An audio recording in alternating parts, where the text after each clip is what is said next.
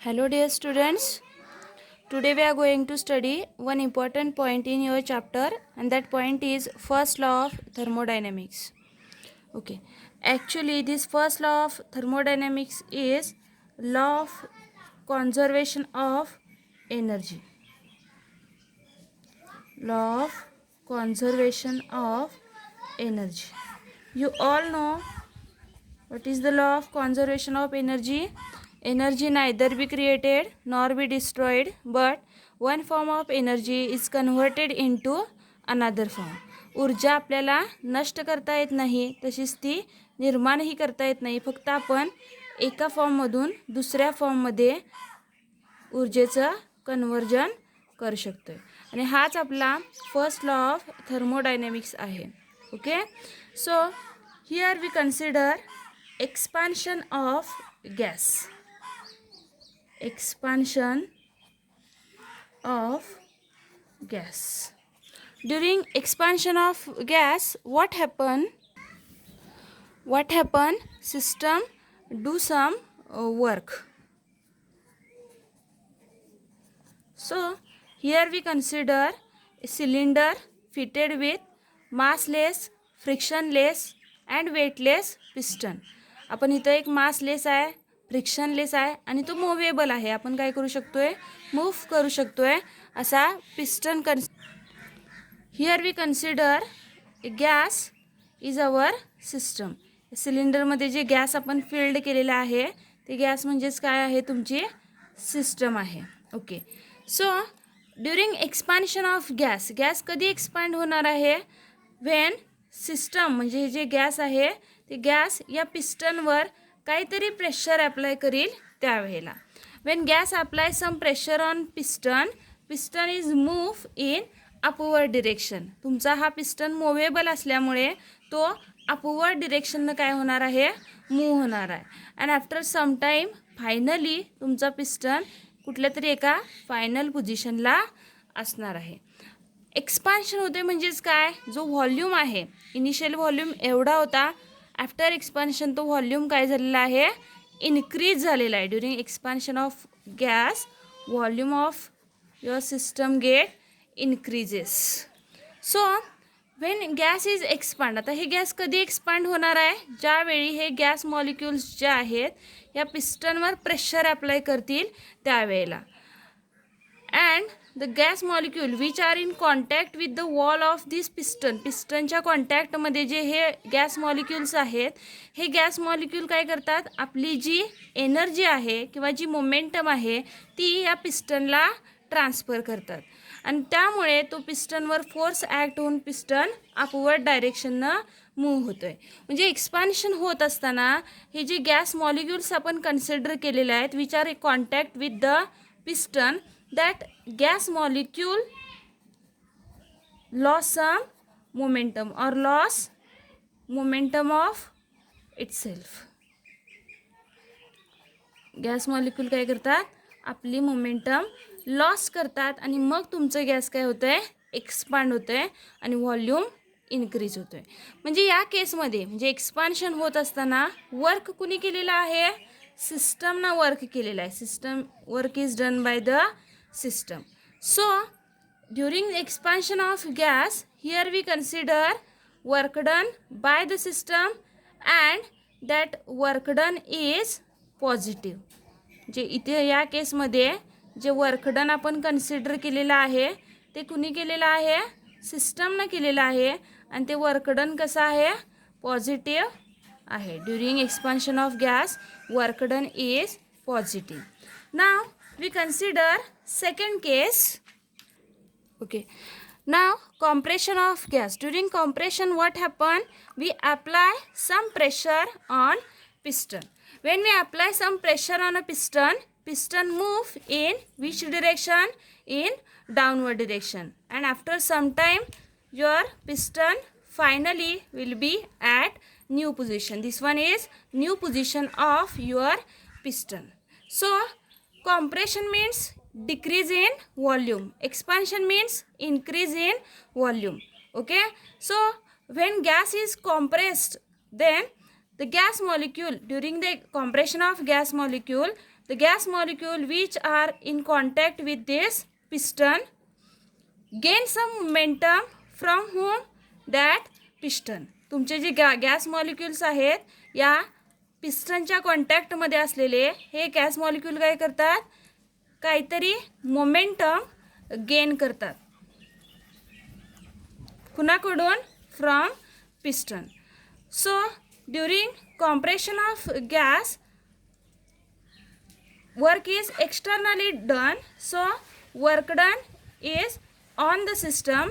That's why here we consider negative work done by the system, or work done is negative during compression of gas. So here we consider two cases. First one is expansion of gas, second one is compression of gas.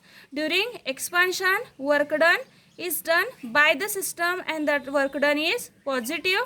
During compression of gas, work done on the system and that work done is negative.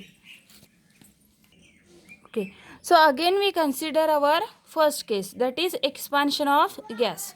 During expansion, here we consider P amount of pressure is act on a piston. V is volume of gas and A, capital A is area of cylinder.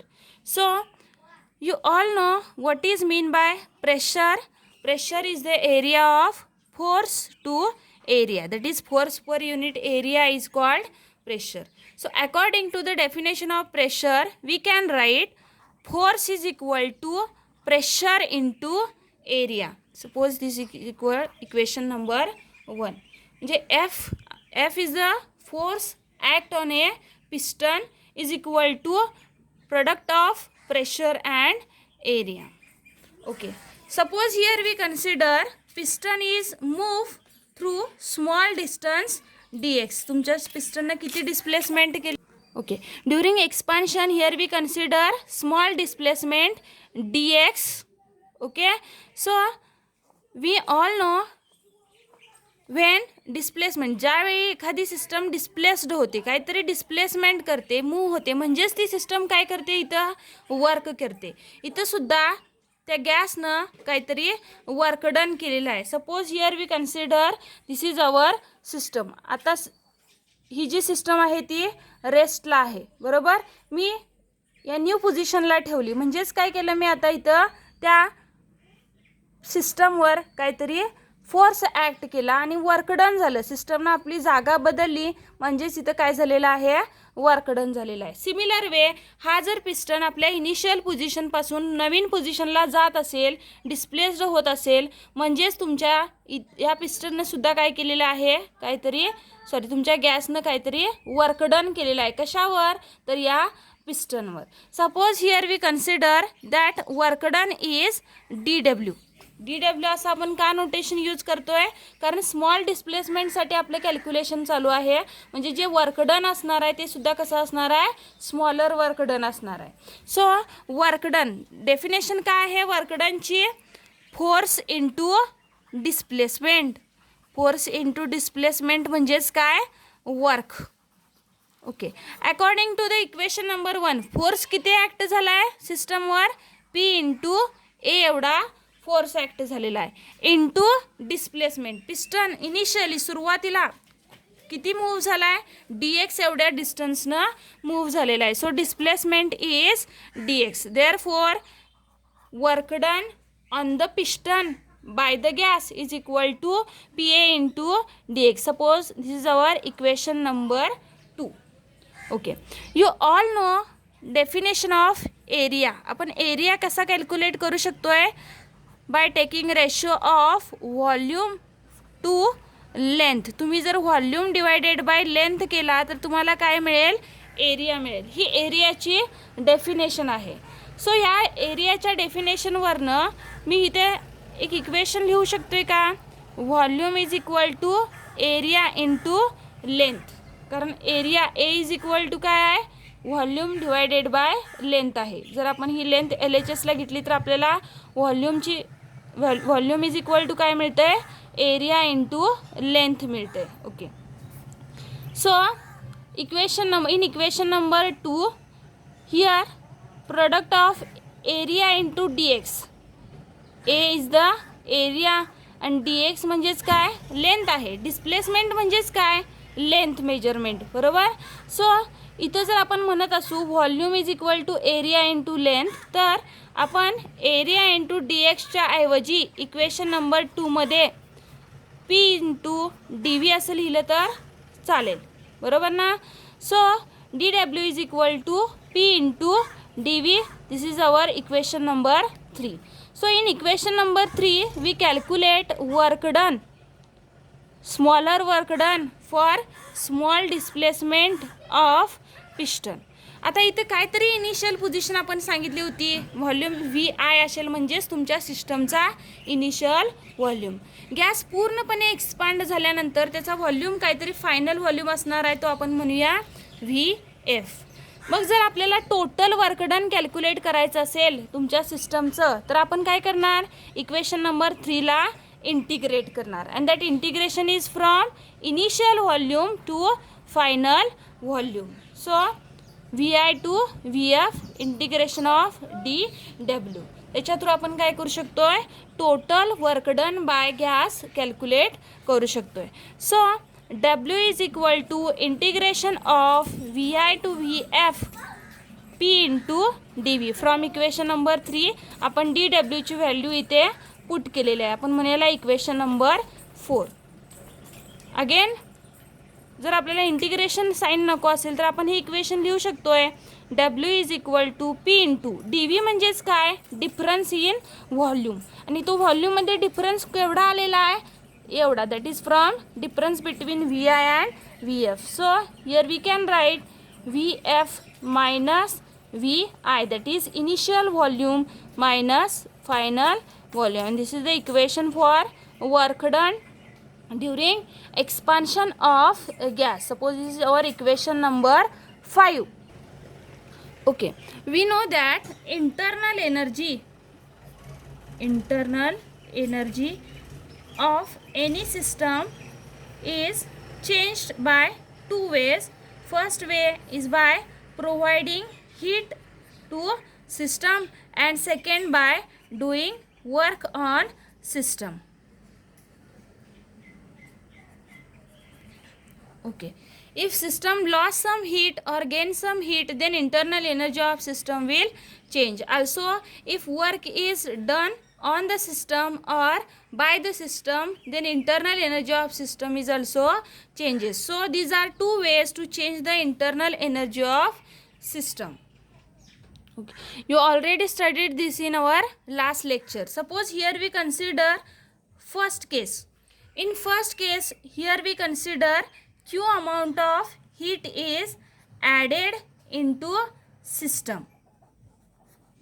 आपण काय केले, आपल्या सिस्टममध्ये Q amount of heat add केलेले आहे आणि तुमची जी system आहे त्या सिस्टमनं काहीच वर्क डन केलेलं आहे. That is do not work is done by the system और system do not does any work.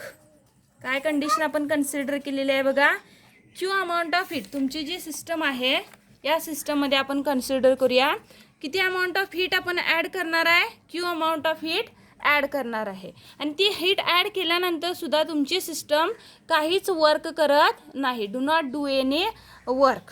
So आत्ता जी इंटरनल एनर्जी आहे सिस्टमची ती चेंज होणार आहे. आणि तुम्हाला माहिती आहे जर आपण काही अमाऊंटमध्ये हीट ॲड करत असू तुमच्या सिस्टममध्ये तर त्या सिस्टमची इंटरनल एनर्जी आहे तो जो चेंज आहे तो कसा असतोय, पॉझिटिव्ह असतोय. म्हणजेच इंटरनल एनर्जी जी आहे सिस्टमची ती काय होते, इथं इन्क्रीज होते. Internal energy of system get increases, म्हणजेच पॉझिटिव्ह चेंज होतोय. आता जी इंटरनल एनर्जी आहे ती किती अमाऊंटमध्ये इन्क्रीज झालेली आहे, जेवढ्या अमाऊंटमध्ये आपण त्या सिस्टममध्ये हीट ॲड करतो तेवढ्या अमाऊंटमध्येच इंटरनल एनर्जी काय झालेली असणार आहे, इन्क्रीज झालेले असणार आहे. क्यू अमाऊंटमध्ये हीट ॲड केली तर तेवढ्याच अमाऊंटमध्ये तुमच्या सिस्टमची इंटरनल एनर्जी काय झालेली असणार आहे, वाढणार आहे. So we can write change in internal energy is equal to Q. आधी जी इंटरनल एनर्जी होती त्याच्यामध्ये चेंज झाला आणि तो चेंज किती अमाऊंटमध्ये आहे, DU अमाऊंटमध्ये आहे, कारण तेवढ्याच अमाऊंटमध्ये तुमच्या सिस्टममध्ये आपण काय केलेलं आहे, हीट ॲड केलेलं आहे. सपोज जर तुमचे सिस्टम हीट लॉस करत असेल तर त्यावेळी सिस्टमची इंटरनल एनर्जी काय होते, कमी होते, किंवा तो जो चेंज आहे तो निगेटिव्ह असतो. That is internal of energy of system decreases and again we can write DU is equal to Q. Okay, again we consider second case. Suppose your system do some work. तुमच्या सिस्टमनं काय केलेलं आहे, काहीतरी work केलेलं आहे, and we not added any heat into system. आपण त्या सिस्टममध्ये काय केलेलं आहे, काहीच हीट ॲड केलेली नाही. So here we consider system. आपण सिस्टमनं वर्क केलेलं आहे म्हणजेच काय, सिस्टम एक्सपांड झालेले आहे, बरोबर. आणि एक्सपांड झालेले असताना सुद्धा आपण या सिस्टममध्ये Q अमाऊंट ऑफ हीट किंवा काहीच हीट ॲड केलेलं नाही. आणि तुम्हाला माहिती आहे जर सिस्टम वर्क करत असेल, that is system gas do some work, then internal energy is also changes. पण तो जो चेंज आहे तो कसा असतोय, निगेटिव्ह असतोय. So if system do some work then internal energy, म्हणजे जो यू आपण कन्सिडर केलेला आहे DU, that is change in internal energy is minus DW. हे आपलं काय असणार आहे, वर्कडन आणि इंटरनल एनर्जीमधलं रिलेशन असणार आहे. That is change in internal is equal to negative of work done. याचा अर्थ काय होतो आहे की तुम्ही जर सिस्टम वर्क करत असेल तर इंटरनल एनर्जी डिक्रीज होते. सिस्टमवर वर्क होत असेल म्हणजे जर पिस्टनवर तुम्ही प्रेशर अप्लाय करून गॅस कॉम्प्रेस करत असाल तर त्यावेळेला तुमच्या सिस्टमची इंटरनल एनर्जी काय होते, वाढते. हे आपण लास्ट लेक्चरला बघितलेलं आहे. म्हणजे वर्कडन आणि चेंज इन इंटरनल एनर्जीमध्ये जे रिलेशन आहे ते काय आहे, change in internal energy is equal to negative of work done. Okay, so internal energy is depend upon two things. First is heat and second is work. Relation between work and heat is change in internal energy is equal to Q, and relation between internal energy and work done is change in internal energy is equal to negative work done. So in combine we can write change in internal energy is equal to Q, that is from first case, minus W, that is from second case, and this is our first law of thermodynamics. Okay, this is our first law of thermodynamics. So this law indicates that change in internal energy is the difference between heat is supplied and work is done by the system. हा तुमच्या thermodynamics मधला जो first law आहे त्याचा एक form. Okay, so हा first लॉचा एक फॉर्म आहे. And also we can write Q is equal to, हेच इक्वेशन आपण थोडंसं रिअरेंज करून लिहितोय. Q is equal to DU plus DW.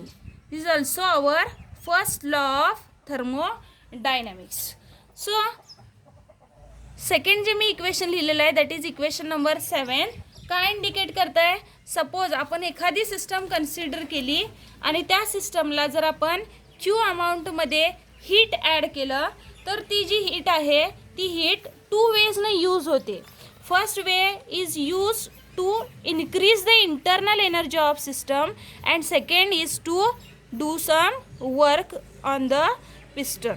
Okay, और work is done on the surrounding. Piston म्हणजेच काय, त्या सिस्टमसाठी तो सराउंडिंग आहे.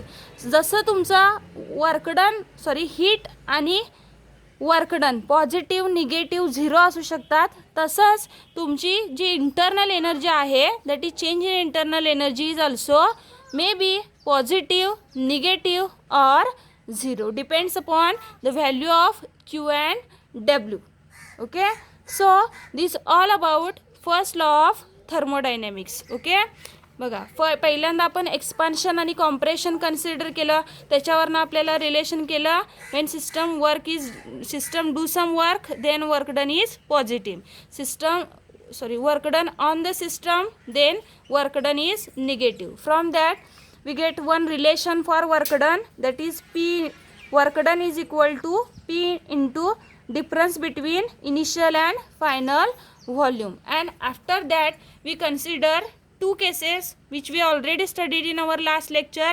Internal energy is depend upon heat and work, and we calculate the relation between them, that is du is equal to q and du is equal to minus w. From that two relation we derive one equation, and that equation is du is equal to q minus w. And finally we get one equation, q is equal to change in work done plus work done by the system, and this is our final equation for first law of thermodynamics. Thank you.